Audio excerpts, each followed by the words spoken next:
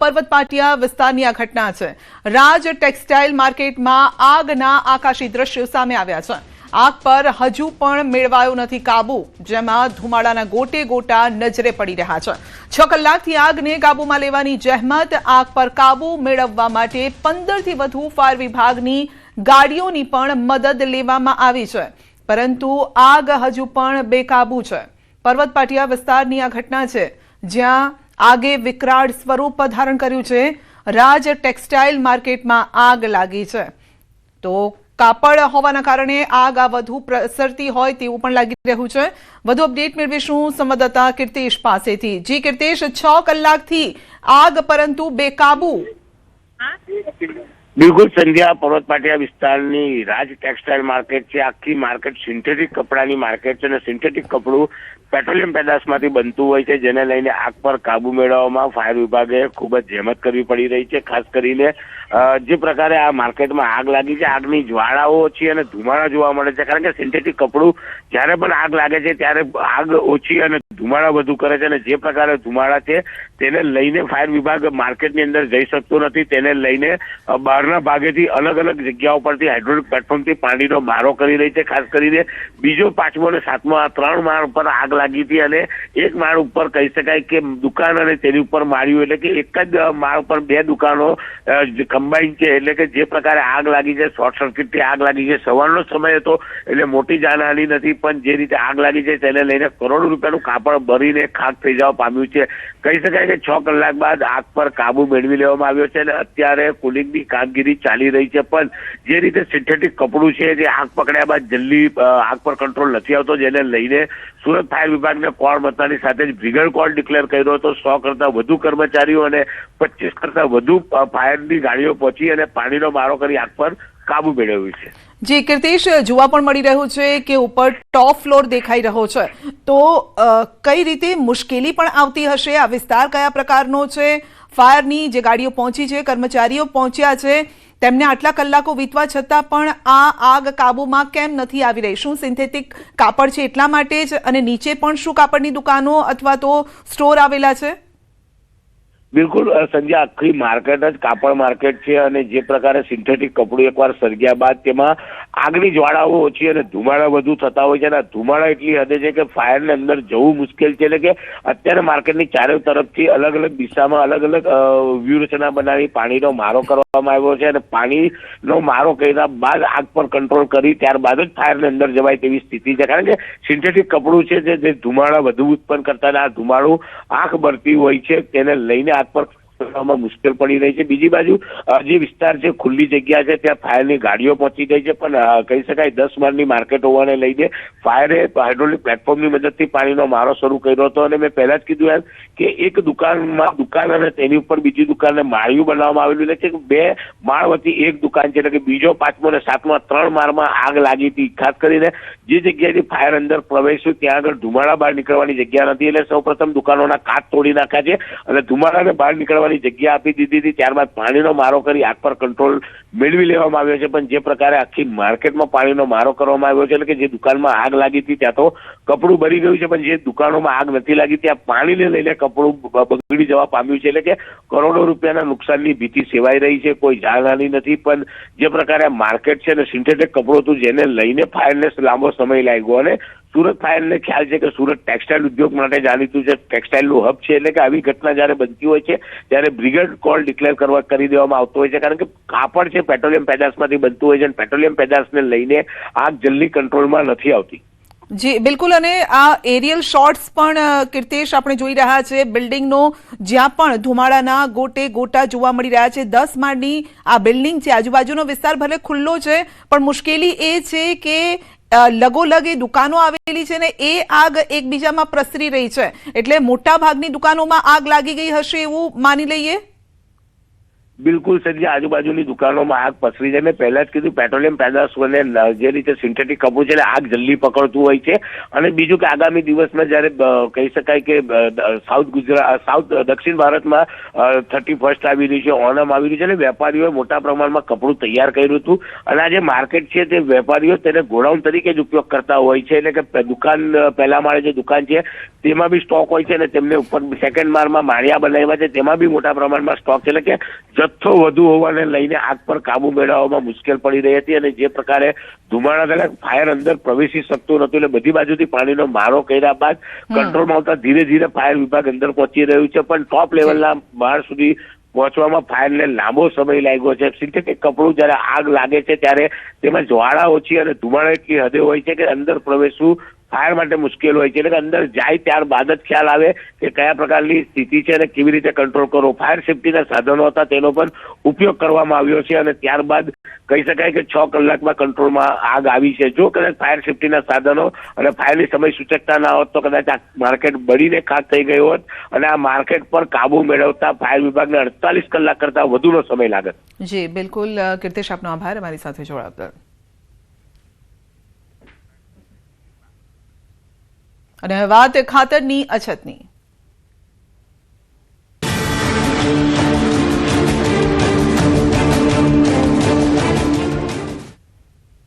ગુજરાતમાં ખાતરની લાઈનો અટકવાનું નામ નથી લઈ રહી. ખેડૂતો ખાતર માટે વહેલી સવારથી લાઈનમાં ઉભા રહે છે, પણ ખાતર ન મળતું હોવાનો આરોપ લાગી રહ્યો છે.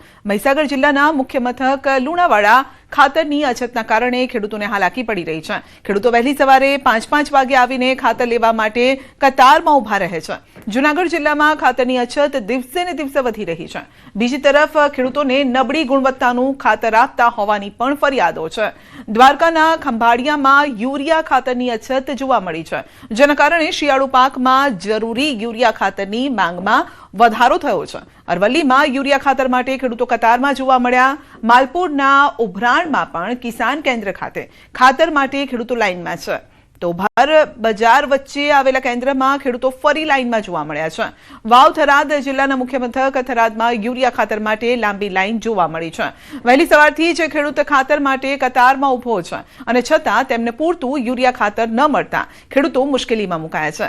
એક તરફ ગીર સોમનાથ જિલ્લામાં રવિ પાકનું વાવેતર જોરશોરથી થયું છે, પરંતુ યુરિયા ખાતરની અછત વચ્ચે કોડીનાર ખાતર ડેપો પર ખેડૂતોની એવી ભીડ જોવા મળી છે કે જાણે કોઈ મેળો ભરાયો હોય. મોડી રાતથી લાઈન અને કલાકો ઊભા રહે છે, હાથમાં બોરી નહીં, નિરાશા આવે છે.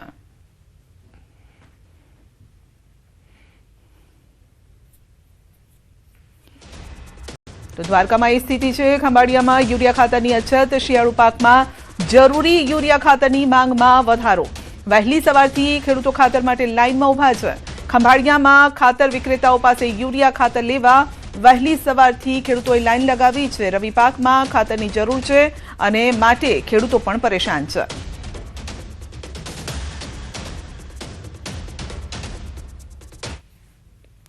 અહીંયા જો વહેલા 6:30 વાગે નીકળ્યા તો અહીંયા પીગા તો એટલી લાઈન થઈ ગઈ ને ખાતરની બહુ અછત છે અત્યારે ઉરિયા ખાતરની. ને ઉરિયા ખાતર અમારે અત્યારે શિયાળુ પાકમાં જરૂરી છે, કેમ કે ઉરિયા ખાતર ના નાખી તો અમારે અત્યારે ધાણા વાવેતર છે, ધાણાનું છે, ઘઉંનું છે, અને ઘઉંના પાકમાં તો ખાસ ઉરિયા ખાતર નાખવું જ પડે. આની પેલા 2 દિવસ યાડે 2-3 ધક્કા કર્યા તો સાહેબ કે કાલે ગાડી આવશે એમ કર્યું. પછી સવારના આગલે દિવસ ગયો તો કે ગાડી ખોટકાઈ ગઈ છે, આવી નથી. તો સાંજના ધક્કો કર્યો, પાછા કાલે ગયા હતા તો 5 થેલી આપી. મારો વારો આવ્યો તો થઈ રહ્યો. હું જામ ખંભાળિયા ખાતર લેવા માટે આવ્યો છું. અહીંયા લાઈનમાં ઉભા છે, 35-40 જણા આગળ છે. કાલે 200 જણાની લાઈન થઈ હતી માર્કેટ યાર્ડે, તો અમારે 100 જણાને ખાતર મળ્યું. ભાઈ અમને મળ્યું નહીં, વયા ગયા ધક્કા ખાઈ. દેવભૂમિ દ્વારકા જિલ્લામાં ખંભાળિયા પંથકમાં યુરિયા ખાતરની અછતને લઈ ક્યાંક ને ક્યાંક ખેડૂતો મુશ્કેલીમાં મુકાયા છે. ખંભાળિયા ખાતર વિક્રેતાને ત્યાં વહેલી સવારથી જ ખેડૂતોની કતારો જોવા મળી રહી છે. ખેડૂતોનું કહેવું છે કે ખાતરની અછત હોવાના કારણે ખંભાળિયા શહેરમાં અલગ અલગ જગ્યાઓ પર ખાતર લેવા માટે ધક્કા ખાવા પડે છે. હાલ ખંભાળિયા ખાતર વિક્રેતાને ત્યાં મોટી સંખ્યામાં ખેડૂતોની જે લાંબી કતારો છે તે જોવા મળી રહી છે.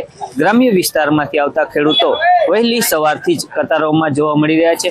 ખાતર વિક્રેતાને ત્યાં હજી ખાતરનો ટ્રક આવ્યો નથી, પરંતુ ખેડૂતો મોટી સંખ્યામાં ખાતર વિક્રેતાને ત્યાં કતારોમાં જોવા મળી રહ્યા છે. હાલ શિયાળુ પાકમાં ખાસ કરીને યુરિયા ખાતરની જરૂર હોય તે સમયે જ ખાતર ન મળવાના કારણે ખેડૂતો મુશ્કેલીમાં મુકાય છે. ત્યારે ખેડૂતો માંગ કરી રહ્યા છે કે શિયાળુ પાકમાં યુરિયા ખાતરની અછતને લઈ સરકાર દ્વારા તાત્કાલિક ધોરણે યુરિયા ખાતર પૂરું પાડવામાં આવે. મુકુંદ મોકરિયા, ન્યૂઝ 18 ગુજરાતી, દેવભૂમિ, દ્વારકા. આ તરફ મહીસાગર જિલ્લાના મુખ્ય મથક લુણાવાડામાં ખાતરની અછતના કારણે ખેડૂતોને હાલાકી પડી રહી છે. ખેડૂતો વહેલી સવારથી જ 4 થી 5 વાગે આવીને ખાતર લેવા માટે કતાર લગાવે છે. છેલ્લા કેટલાય દિવસથી પોતાનો પાક બચાવવા માટે ખેડૂતો ખાતરની દુકાનો બહાર આંટાફેરા મારી રહ્યા છે.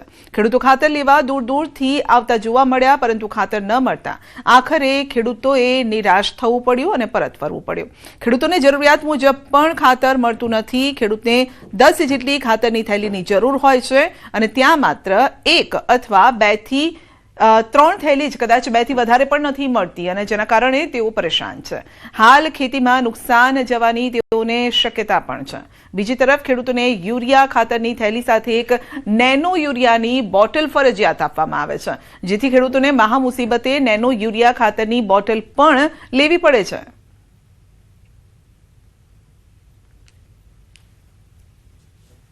પાંચ વાગ્યાના લાઈનમાં છીએ. આજે 4 દિવસથી લાઈનમાં છીએ. અમે પણ ખાતર મળતું નહીં. દરેક જગ્યાએ કે કાલે આવશે, કાલે આવશે, કાલે આવશે એમ કરીને દરેક જગ્યાએ આ લોકો અમને રખડાવે છે અને ઘેરનું કાજ મૂકીને અહીં આગળ અમે આવીએ છીએ તો એ પણ ખાતર મળતું નહીં. ખાતર માટે અમે સવારના 8 વાગ્યાના લાઈનમાં ઉભા છીએ. ખાતર મળતું નથી. દરવાજો બંધ, ઘરનું બધું તમામ કામ છોડી ગાયોની ઘાસ પણ આજે નાખ્યું નથી. એક બાજુ વરસાદે અતિવૃષ્ટિના કારણે બધું નાશ થઈ ગયું. થોડી ઘણી મકાઈ યુરિયો ખાઈ ગયો, વધ્યું એના માટે ખાતર લેવા આવ્યા, પણ ખાતર મળતું નથી. 6 વાગ્યાની ઉભી છું લાઈનમાં ભાઈ, બીપી ની ગોળીઓ લઈને, પણ હજુ મારો નંબર લાગતો નહીં. ખાતર આવ્યું. ક્યાંથી આવો છો તમે? હરદાસપુર. હું સવારના 7 વાગ્યાથી લાઈનમાં અહીં આવીને ઉભો છું અને અહીંથી 15 કિલોમીટર 5 મોવડીનો વતની છું અને 4 દિવસથી ધક્કા ખાઉં છું, પણ ખાતર મળતું નથી. હાથે પેલો નેનો બોટલનો ઉપયોગ નથી કરતા, પણ ફરજિયાત લેવું પડે છે. આપણે રેક લાગી દઈએ છે તો આવવાની શક્યતા છે, તો આપણે વિતરણ કરશું, આવે એટલે ગાડી આપી દઈશું. પબ્લિક મળી રહે છે. કેટલા વાગ્યાના લોકો ઊભા છે અને કેવું કે ખાતર જોડે ફર્ટિલાઇઝરની બોટલ લેવી જરૂરી છે? એવું તો જરૂર નહીં, પણ હાથે આવે છે એટલે આપવા પડે એટલે આપીએ છીએ. પણ કદાચ કોકને જરૂર ના હોય તો એને ખાતર આપીએ જ છીએ.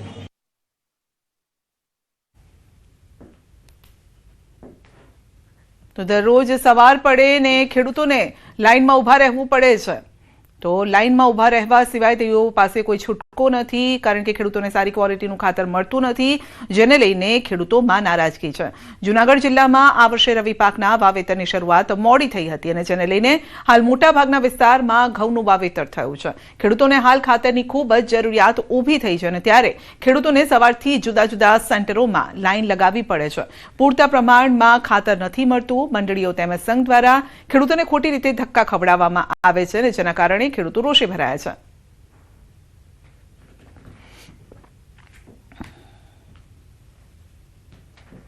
અત્યારે ઘઉંનું, ચણાનું, હર કોઈ જગ્યાનું વાવેતર થઈ ગયું છે અને ડીએપી ટાણે ડીએપી નહોતું મળતું, અત્યારે ઉરિયા નથી મળતું. ખેડૂત આજે ફોર્મ ભરવામાં લાઈનમાં, ડીએપી લેવાની લાઈનમાં, હર કોઈ દવા લેવાની લાઈનમાં. તો અમારે આ ખેડૂતને પુત્રને કરવાનું શું છે?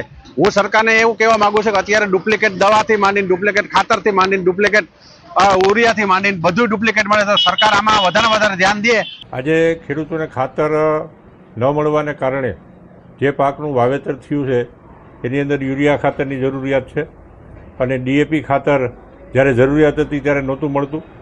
હવે ખાતરની અંદર સરકારે નિયંત્રણ લાવવું જોઈએ. સરકાર વાતો કરે છે કે ખાતર બધાને મળે છે, પરંતુ વાસ્તવિક સ્થિતિમાં ખેડૂતોને ખાતર મળતું જ નથી. ધોરાજીમાં નાફેડ કેન્દ્ર પર બબાલ મામલે અહેવાલની અસર થઈ છે. જમનાવડ નાફેડ કેન્દ્ર પર શ્રમિકો ખેડૂતો વચ્ચે બબાલ થઈ હતી. અહેવાલ બાદ શ્રમિકોએ પૈસા લેવાનું બંધ કર્યું. શાંતિપૂર્ણ માહોલમાં ખરીદી પ્રક્રિયા શરૂ થઈ. ધોરાજીના જમનાવડ નાફેડ કેન્દ્ર પર બબાલ મામલે અહેવાલની મોટી અસર.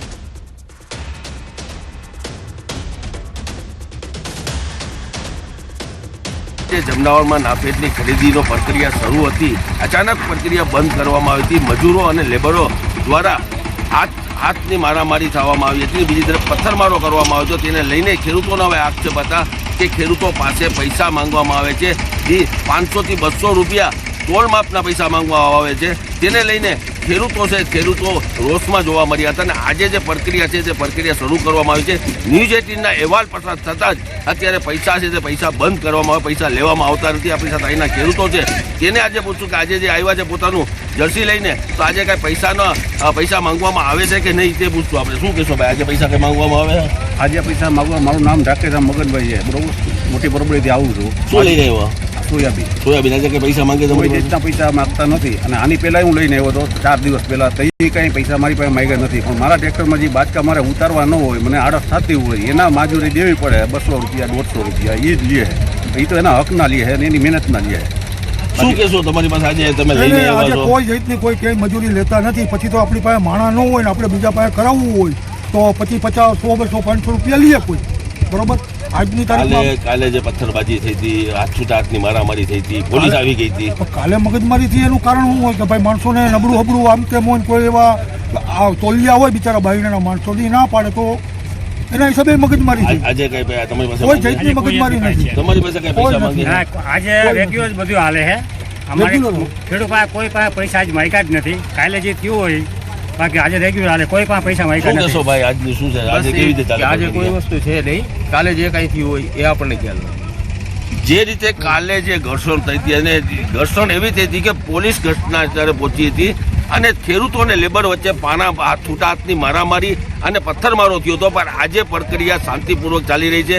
આજે જેમ ન્યૂઝ 18ના જે અહેવાલ પસાર કરવામાં આવ્યા તે પછી કોઈ પૈસા મજૂર દ્વારા માંગવામાં આવતા નથી. ખેડૂતો એવું કહી રહ્યા છે કે આજે શાંતિપૂર્વક આજે જે પ્રક્રિયા છે તે શરૂ છે. મુનાફ બકાલી, ન્યૂઝ 18 ગુજરાતી, ધોરાજી.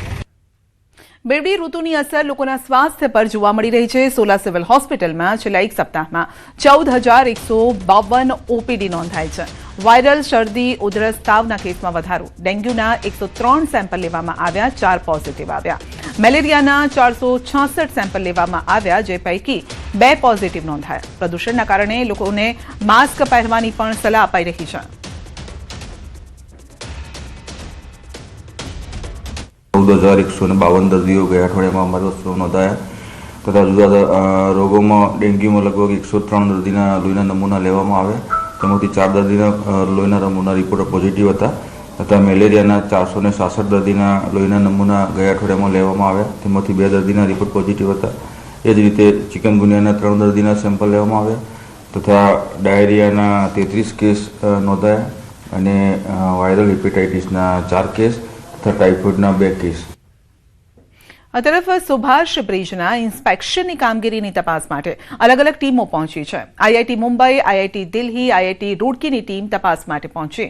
ટીમોએ બ્રિજમાં રહેલી ક્ષતિઓનું નિરીક્ષણ કર્યું હતું, તો બ્રિજની નીચેના હિસ્સામાં પણ નિરીક્ષણ કરવામાં આવ્યું. ઇન્સ્પેક્શન બાદ મનપા કમિશનરને રિપોર્ટ સોંપશે અને ત્યારબાદ બ્રિજને લઈને આગામી નિર્ણય લેવામાં આવશે. હાલ 25 ડિસેમ્બર સુધી બ્રિજ બંધ રાખવાનો નિર્ણય લેવાયો છે.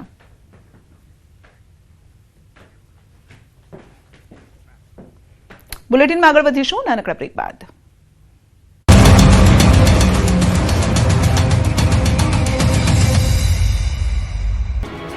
ઇન્ડિગોની સતત ફ્લાઇટ કેન્સલ થવાથી હજારો મુસાફરો રજળ્યા, પરંતુ આવી પરિસ્થિતિમાં ભારતીય રેલવે સાચી મદદગાર સાબિત થઈ. મુસાફરોને તેમના શહેર સુધી સમયસર પહોંચાડવા પશ્ચિમ રેલવે વિશેષ વ્યવસ્થા કરી. મહારાષ્ટ્ર, ગુજરાત, રાજસ્થાન અને દિલ્હીના મુસાફરો ફ્લાઇટ રદ થવાથી અટવાઈ ગયા. પરિસ્થિતિને ધ્યાનમાં રાખતા પશ્ચિમ રેલવે 9 સ્પેશિયલ ટ્રેનો દોડાવી અને માત્ર 2 દિવસમાં 8 ટ્રીપ પૂરી થઈ ગઈ અને મોટા પ્રમાણમાં મુસાફરોને રાહત મળી. ફ્લાઇટ કેન્સલ થઈ રહી હતી, જેના કારણે રેલવે સ્ટેશનો પર વધારાની ભીડ જોવા મળી હતી. આ વધારાની ભીડને જોતા અને મુસાફરોની માંગને ધ્યાનમાં રાખીને પશ્ચિમ રેલવે તાત્કાલિક ધોરણે સ્પેશિયલ ટ્રેનો દોડાવવાનો નિર્ણય લીધો. ખાસ કરીને આ ટ્રેનો નજીવા ભાડા વધારા સાથે ચલાવવામાં આવી રહી છે. ફ્લાઇટની આ બબાલમાં ન ફક્ત પ્રવાસીઓ અટવાયા, પરંતુ ઇન્ડિગો એરલાઇન્સ સંકટમાં ટૂર ઓપરેટરો પણ પરેશાન થયા. ફ્લાઇટ રદ થવાને કારણે અનેક લોકોને અસર પડી. ટુરિઝમ ક્ષેત્રે કરોડોનું નુકસાન થયું અને ઇન્ટરનેશનલ ટુરિસ્ટ પર મોટી અસર થઈ. સાથે વિઝા પ્રોસેસ માટે જતા લોકો પહોંચ્યા નથી. તેમનું વિદેશ જવાનું સપનું ધૂંધળું બની રહ્યું છે. દ્વારકા જિલ્લામાં ન્યૂઝ 18ના અહેવાલની ધારદાર અસર. ખંભાળિયાના ઘી ડેમમાંથી કેનાલ મારફતે પાણી છોડવાની માંગનો અહેવાલ દર્શાવ્યો હતો. અહેવાલ પ્રસારિત થતા થોડા દિવસમાં કેનાલ મારફત પાણી છોડવામાં આવ્યું. ખેડૂતોએ ન્યૂઝ 18 ગુજરાતીનો આભાર માન્યો. ડેમ નજીક 10 થી વધુ ગામના ખેડૂતોએ રવિ પાકનું વાવેતર કર્યું. જૂનાગઢના ચોરવાડમાં ખરીદ ચોરીમાં તંત્રની મિલીભગતનો સોમનાથના ધારાસભ્ય વિમલ ચુડાસમાનો આક્ષેપ. સર્વે નંબર અને લોકેશન સહિત અધિકારીને ફરિયાદ કર્યા છતાં પણ તંત્ર કોઈ એક્શન ન લેતી હોવાનો આરોપ. અધિકારીઓ ખનીજ ચોરો પાસે જઈ ચા પાણી પીને જતા રહ્યા હોવાનો આક્ષેપ. ચુડાસમાએ હવે જનતા રેડની ચીમકી આપી. સુરતના જાપા બજારમાં ધાર્મિક ટ્રસ્ટની દાદાગીરીનો વિવાદ વધુ ગરમાયો. ન્યૂઝ 18ના અહેવાલ બાદ લોખંડના દરવાજા તો હટાવાયા, પણ લોખંડના પાઇપ મૂકી ફરી એક વખત રસ્તો લોકો માટે બંધ કરાયો. ટ્રસ્ટની આ કરતૂતના કારણે ઇમરજન્સી વાહનોને 2 કિલોમીટરથી વધુનો ફેરો ફરવો પડે છે. આ મામલા મનપાએ કડક કાર્યવાહી હાથ ધરી છે, જેમાં વાહનો પર પ્રતિબંધ હોવાને લઈને બોર્ડ મૂકવા.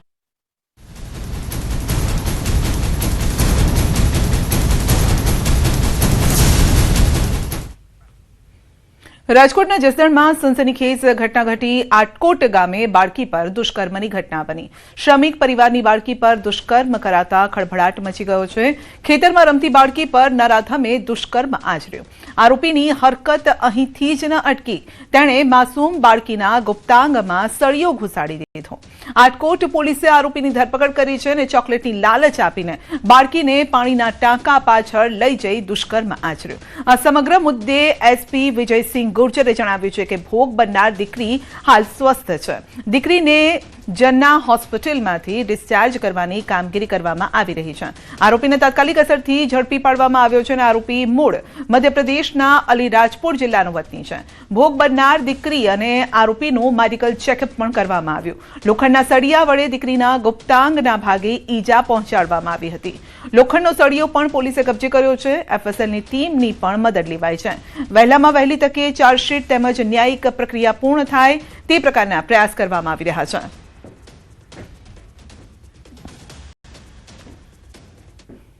એની પૂછપરછમાં આરોપી કબૂલાત કરી છે અને જો મહિલા ડૉક્ટર્સ છે, મહિલા પોલીસ છે, એની હાજરીમાં આપણી જો ભોગ બનનાર દીકરી છે આ પણ કન્ફર્મ કર્યો ફોટો જોઈને કે આ જ માણસ અમારે સાથે દુષ્કર્મ આચર્યો હતો અને આરોપીને અટક કરવામાં આવ્યો છે હાલ સુધી. અને આ ભોગ બનનાર દીકરીની ડિટેલ્ડ મેડિકલ ઇન્વેસ્ટિગેશન થયેલ છે. સીન ઓફ ક્રાઇમ ઉપર એફએસએલ વિઝિટ કરી છે. સરકારી પંચોની હાજરીમાં પંચનામો થઈ ગયેલ છે અને જો આ સળિયો હતો એના હાથમાં, એનાથી આના દીકરીના પ્રાઇવેટ પાર્ટ ઉપર ઇન્જરી કરી હતી. જૂનાગઢમાં એક સાથે 8 સિંહોનું ટોળું રહેણાંક વિસ્તારમાં જોવા મળ્યું છે. તો ધરાનગર વિસ્તારમાં સિંહોના આટાફેરા સિંહોના ટોળાના સીસીટીવી સામે આવ્યા છે. રાતના સમયે સિંહો રહેણાંક વિસ્તારમાં શિકારની શોધમાં આવી ચડ્યા હતા. વન્ય પ્રાણીઓના રહેણાંક વિસ્તારમાં આટાફેરાથી લોકોની ચિંતા વધી છે. રાજીવનગર અને ગ્રોફેડ વિસ્તારમાં પણ સિંહો દેખાયા હતા.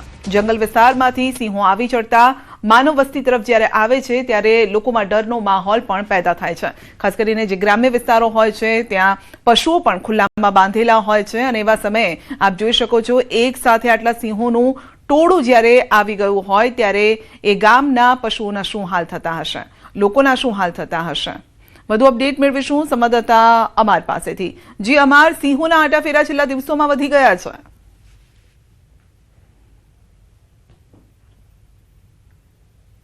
જી, જે રીતે જુનાગઢ શહેરના જુદા જુદા જે વિસ્તારો છે, ગીર બોર્ડર વિસ્તારના, જે જંગલ બોર્ડર વિસ્તારના, ત્યાં અવારનવાર જે સિંહો છે તે જોવા મળતા હોય છે અને ત્યારે ફરી ગત મોડી રાત્રિના દ્રશ્યો સામે આવ્યા છે કે જુનાગઢ શહેરનું જે ધરાનગર વિસ્તાર છે કે ત્યાં રાત્રિના સમયે 1 2 નહીં પરંતુ 8 જેટલા સિંહો છે તે ચડી આવ્યા હતા. આ વિસ્તાર શિકારની શોધમાં અવારનવાર સિંહો આવે છે ત્યારે જે સિંહનું ગ્રુપ છે તે સિટી ગ્રુપ તરીકે ઓળખાય છે અને તે શહેરના જે વિસ્તારો છે ત્યાં જ આટાફેરા કરતો હોય છે. ગઈકાલે પણ એક વિડીયો આવ્યો હતો કે રસ્તા પરથી આ 8 સિંહો જાય છે. એ જ સિંહો ધરાનગર વિસ્તારમાં દેખાયા હતા. 2 દિવસ પહેલા રેલવે ટ્રેક પર આ સિંહો દેખાયા હતા. એટલે કે જે શહેરના રહેણાંક વિસ્તારો છે, જે જંગલ બોર્ડર વિસ્તારના, ત્યાં આ સિંહો છે તે જોવા મળતા હોય છે. બીજી તરફ લોકોમાં ભય છે, કારણ કે ઘર આંગણે જયારે સિંહ આવી જાય તો સ્વાભાવિક છે કે ડરનો માહોલ પેદા થાય છે. એટલે હાલ આ જે સિંહોનો વિડીયો છે તે વાયરલ થયો છે. આ સિંહો છે તે હાલ જંગલ વિસ્તાર તરફ વન વિભાગ દ્વારા ખસેડવામાં આવ્યા છે તેવી પણ માહિતી મળી છે. જી આપનો આભાર.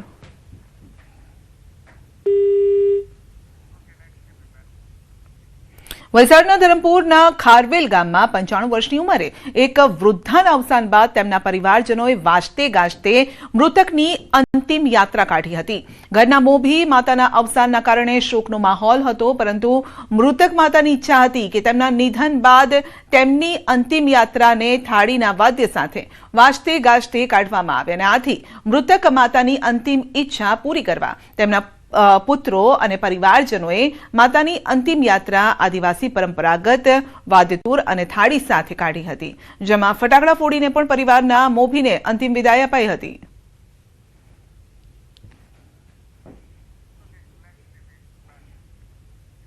તાલાળા ગીરના એક યુવકે ગોળમાં અનોખો પ્રયોગ કર્યો છે.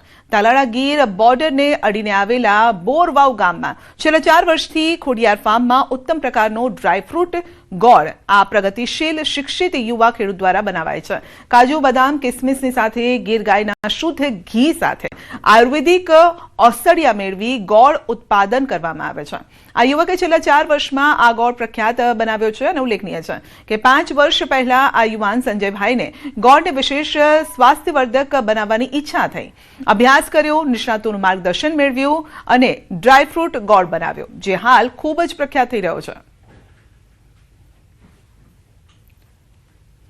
ડ્રાયફ્રૂટ ગોળનો વિચાર છેલ્લા 4 વર્ષથી અમે આવ્યો અને અત્યારે અમે ટૂંકમાં રોજથી 50-60 કિલોનું અમારું પ્રાથમિક બેઝ ઉપર અહીંયા ગરવાઈ ઉપર જ વેચાણ છે. 1 કિલો પેકિંગમાં ઉપલબ્ધ છે અને લોકો ગોળ ખાય અને ટૂંકમાં આજના કેમિકલના યુગમાં ગોળ છે એ જૂની પુરાણી પદ્ધતિથી બને છે અને એમાં કોઈ પણ જાતનું બીજું વસ્તુ એડ થતી નથી. गुड़ वहाँ रस निकलता है, यहाँ से पकाते हैं, धीरे धीरे आते थाले में, फिर थाले में से स्वीट नाख के फिर किलो वाली डिबली भरते हैं. ઓર્ગેનિક ઔષધિ જે હૂંઠ, કાજુ, બદામ, ડ્રાયફ્રૂટ નાખી અને સ્પેશિયલ લુખ્ખો ખાવાનો. ગોળ હંમેશા આપણે વાનગીમાં ખાતા હોય, પણ આ એક એવી વસ્તુ બનાવી છે અમારે સંજયભાઈએ કે તમે લુખ્ખો ખાઈ શકો. જો હું તમારી નજર સામે આ ખાઉં છું અને ખાસ જોરદાર એમ લાગે કે કોઈ એક વેરાયટી આપણે ખાઈ છીએ.